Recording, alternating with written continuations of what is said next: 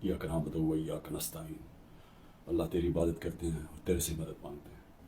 मेरे पाकिस्तानियों, कल रात 12:30 बजे एक प्रेस कॉन्फ्रेंस की राना सनाउल्लाह ने, और उस प्रेस कॉन्फ्रेंस के बाद मेरे में अब कोई शक नहीं रहा कि जो तहरीक इंसाफ की ख्वातीन, इन्होंने जो जिस तरह उनको पकड़ा और जिस तरह उनको जेलों में डाला, और फिर जो हमें खबरें आ रही थी कि उनके खिलाफ किस तरह का सलूक किया गया, उनको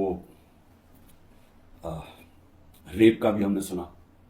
तो जब इसने प्रेस कॉन्फ्रेंस की, ये मेरे सारे शक दूर हो गए, क्योंकि मेरे जो इसने बातें की, इसका मतलब दो चीजें हैं।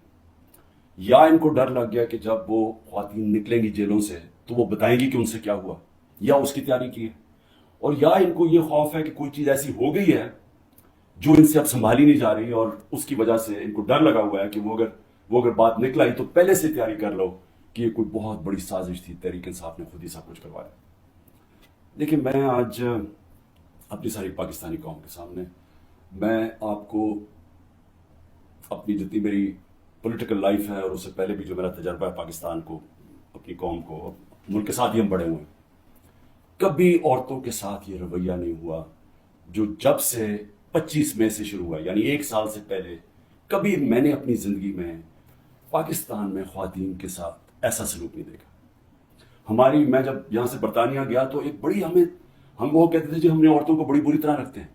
मैं समझता था कि जो हम औरतों की इस मुल्क में इज्जत करते हैं दुनिया में नहीं की जाती, और मैंने देखा है इस तरह की इज्जत नहीं की जाती औरतों की, और क्योंकि ये हमारी सिर्फ रवायत ही नहीं है, ये हमारा दीन का हिस्सा है। अब मैं बताऊं कि 25 मई को क्या हुआ।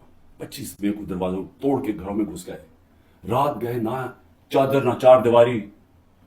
अगर इन्होंने ना फिक्र की कि वहां औरतें हैं, औरतों को कहीं उठा के ले गए, बच्चों को उठा के ले गए। हमें आहिस्ता आहिस्ता जब खबरें मिली, मैं मानूं ना कि ये हुआ है। जब हम अपनी औरतों एमपीज को मिले तो आहिस्ता आहिस्ता जब हमारी औरतों की तंजीमों को मिले, फिर जो अपने एमपीज मर्द को मिले, उन्होंने सबने आहिस्ता आहिस्ता एक ही कहानी सुनाई कि प्लान करके ये किया गया था खौफ फैलाने के लिए, और इन्होंने जबरदस्ती बदतमीजी की, यानी एक प्लान करके कि दहशत फैले। ये इस तरह इन्होंने लोगों के घर तोड़े और घरों में घुसे हैं। तब भी इन्होंने गाड़ियां तोड़ी। डॉक्टर यास्मीन की तस्वीर है, वो गाड़ी में बैठी, उसकी गाड़ी तोड़ रही है पुलिस।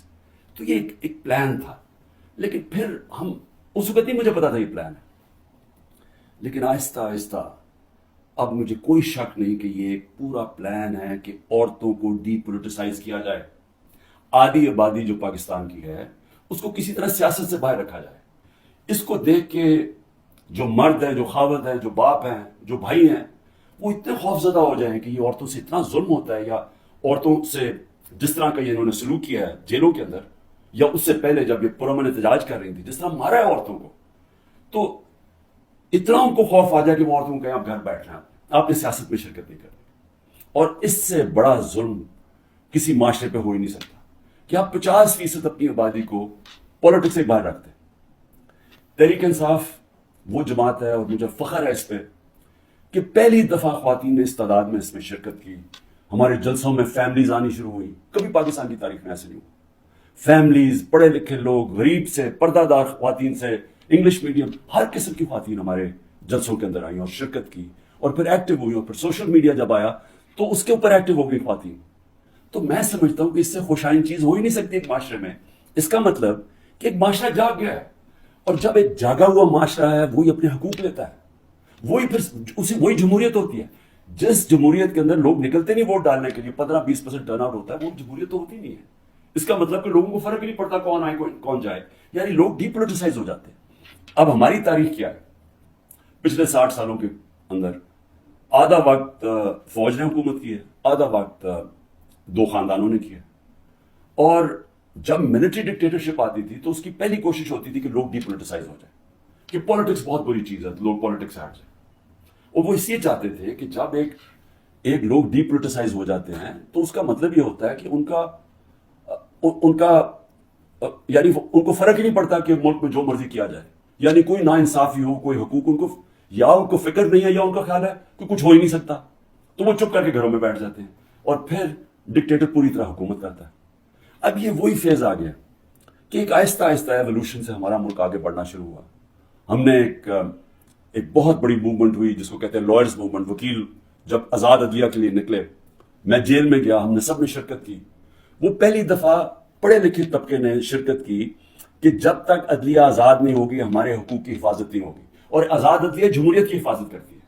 تو وہ ایک بہت بڑا مائل سٹون تھا, کیونکہ ہمیشہ پاکستان کی عدلیہ جدھر پاور ہوتی تھی, جو حکومت ہوتی تھی اس کے ساتھ چلتی تھی, اور نظریہ ضرورت لے آتی تھی کہ آئین بھی اگر طاقتور توڑنا چاہے تو اس کو موقع دے دیتی تھی آئین توڑنے کا. اس لیے ہمارے کبھی صحیح معنی میں حقیقی جمہوریت آئی نہیں. اور حقیقی جمہوریت کا مطلب ہے حقیقی آزادی. دیکھیں پہلے یہ سمجھ آئے, جمہوریت جب حقیقی ہوتی ہے تو اس کا مطلب آپ کے جو فنڈامنٹل رائٹس ہیں, آپ کے جو حقوق ہیں, ان کی حفاظت کرتی ہے ملکی عدلیہ. ملکی عدلیہ گورنمنٹ کو کوئی غلط کام کرنے نہیں دیتی, کیونکہ وہ آئین کے بیچ میں چلتی ہے. اور پھر جب آپ کے ملک کے اندر لوگوں کے حقوق مل جاتے ہیں اور ان کو عدلیہ ان کے حقوق کی حفاظت کرتی ہے, وہ آزاد ہو جاتے ہیں اور وہ ملک پھر اوپر چلے جاتے ہیں. میں آپ کو ایک چھوٹی سی مثال دیتا ہوں کہ یورپ جب آزاد ہوا, جب دوسری جنگ عظیم ختم ہوئی, تو سارا جو ویسٹرن یورپ تھا وہاں جمہوریت آ گئی. صرف اسپین میں نہیں آئی, وہاں ڈکٹیٹرشپ تھی.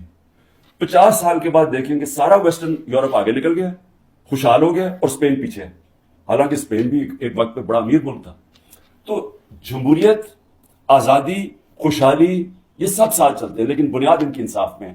انصاف کا مطلب ہے کہ جب ایک معاشرہ آپ کے اس کی عدلیہ فنڈامنٹل رائٹس پروٹیکٹ کرتی ہے تو وہ آزاد ہو جاتے ہیں, وہی جمہوریت آتی ہے, وہیں خوشحالی آتی ہے. تو یہ ایک سفر کر کے ہم یہاں پہنچے ہیں. آزاد عدلیہ کی موومنٹ ہوئی, عدلیہ آزاد ہو گئی. عدلیہ نے بہت تو بڑی دیر تک, اور ایسا کہ لوگوں کو اعتماد ہوتا تھا کہ حکومت ہمارے سے زیادتی نہیں کرے گی, ہم عدلیہ کے پاس چلے جائیں گے. میرے 3.5 سال میں مکمل طور پہ عدلیہ آزاد, کسی قسم کی مجھے کوئی بتائے کہ ہم نے انٹرفیرنس کی ہو. مکمل طور پہ میڈیا آزاد. ذرا موازنہ کریں آج جو میڈیا کا حال ہے اور جو ہمارے دور پہ تھا. 80% تنقید ہماری گورنمنٹ کی ہو رہی ہوتی تھی, حالانکہ اس گورنمنٹ نے کورونا سے دنیا نے اکنالج کیا پاکستان کے, جس طرح ہم نے کورونا کو ہینڈل کیا. ٹاپ 3 دنیا میں ملک تھے. دنیا نے ہمارے احساس پروگرام کو اکنالج کیا. دنیا نے ہماری جو ہم نے پہلی دفعہ ماحولیات کے اوپر ملک کی تاریخ میں جو ہم نے درخت اگائے, جو بلین ٹری سونامی جس کو کہتے ہیں, دنیا نے مانا اس کو. بورس جانسن نے, جو برطانیہ پرائم منسٹر, جو UN میں تقریر میں نام لیا میرا اور کہا کہ ہم اس طرف آگے جا رہے ہیں. پہلی دفعہ ڈیمز بنانے شروع کیے 50 سال کے بعد. تو وہ حکومت جو اپنے ملک کی اکانومی کو بھی لا کے کھڑا کر دیا, اور 6.1%, کوئی کہتا ہے 5%, یعنی تاریخ کی وہ چند لمحے تھے جب سب سے زیادہ ملک آگے بڑھا تھا.